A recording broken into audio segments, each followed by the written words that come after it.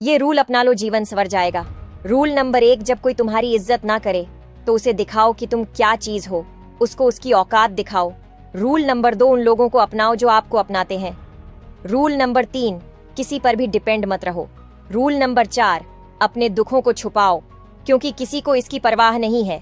Rule number 5, अकेले रहो, कोई तुम्हें बुरी सलाह देने की कोशिश नहीं करेगा। रूल नंबर 6, छोड़ दो ऐसे प्यार को जिसमें तुम्हारी इज्जत ना हो।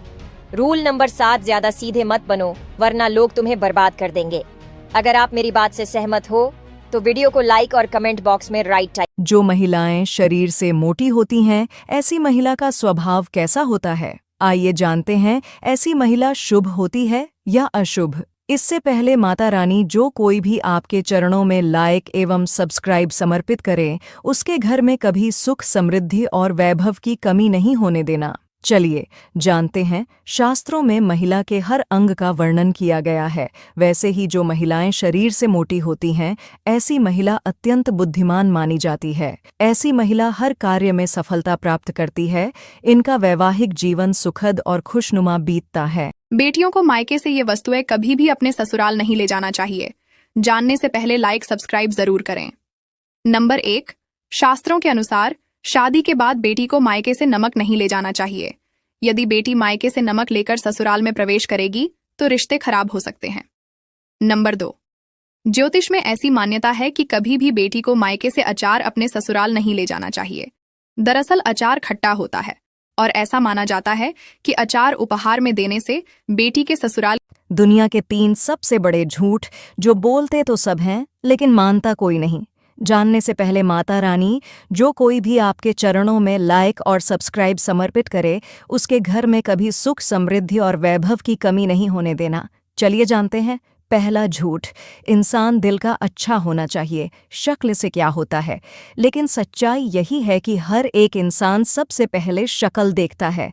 दूसरा सबसे बड़ा झूठ कि इंसान दिल का बड़ा होना चाहिए, पैसे से क्या होता है। लेकिन सच्चाई यही है कि सबसे पहले इंसान का पैसा ही देखता है। तीसरा झूठ कि अगर आप सच्चा प्यार करते हो तो आपको प्यार मिल ही जाता है।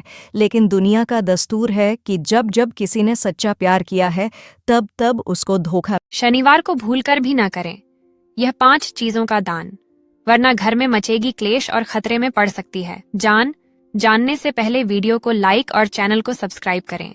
नंबर 1, शनिवार के दिन किसी के मांगने पर भी किसी को नमक नहीं देना चाहिए। ऐसा करने से जातक पर शनिदेव की 7.5 का खतरा बढ़ जाता है। नंबर 2, शनिवार के दिन माचिस का दान करने से घर की शांति भंग हो जाती है। इतना ही नहीं, घर के सदस्यों में आपसी मनमुटाव भी शुरू हो जाता है। नंबर 3, वैसे तो सरसों का तेल शनिदेव को चढ़ाया जाता है, लेकिन शनिवार के दिन सरसों के तेल का दान करने से जातक को आर्थिक परेशानियों का सामना अगर अभी तुम्हारा बुरा वक्त चल रहा है तो तुम्हें समय पर भरोसा रखना चाहिए, अपने भगवान पर भरोसा रखना चाहिए, क्योंकि समय कोयले को भी हीरा बना सकता है और भगवान भिखारी को भी राजा बना सकता है। सो अगर परिस्थितियां तुम्हारी विपरीत है और तुम्हारा बुरा वक्त चल रहा है तो तुम्हें अपने कर्म पर भरोसा रखना चाहिए, अपने भगवान पर भरोसा रखना चाहिए, आने वाले समय पर भरोसा रखना चाहिए। अगर आप हर रोज कुछ नया सीखना चाहते हो तो हमारे अकाउंट को। किसी ने सच ही कहा है कि बाप प्यार करता है लेकिन कहता नहीं, और जब तक औलाद के समझ में बात आती है तब तक बाप रहता नहीं। किसी ने सच ही कहा है कि पैसा है तो प्यार है, क्योंकि लड़कियों के सपनों में राजकुमार आते हैं, मजदूर नहीं।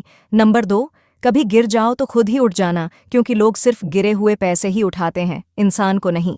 नंबर 3, जानवर एक 8 साल के बच्चे की मां मर जाती है तो उसका बाप दूसरी शादी कर लेता है। एक दिन वो बाप अपने बेटे को अपने पास बुलाता है और पूछता है कि तुझे तेरी नई माँ और पुरानी माँ में क्या फर्क लगता है। लड़का बहुत ही मंद स्वर में कहता है कि मेरी पुरानी माँ झूठी थी और नई माँ सच बोलती है। लड़के का जवाब सुनकर आदमी हक्का बक्का रह गया और उसने पूछा कि जिस माँ ने तुझे जन्म दिया और पाल पोस कर इतना बड़ा किया, वो तुझे झूठी, और ये कल की आई हुई औरत तुझे सच्ची कैसे लगती है? लड़का बोला, मेरी पुरानी माँ हमेशा कहती थी कि अगर तू मस्ती करेगा तो मैं तुझे खाना नहीं दूंगी। मैं फिर भी खूब मस्ती करता था। इसके बावजूद भी वो मुझे सारे गांव से ढूंढ कर लाती और मुझे अपने हाथों से खाना खिलाती थी।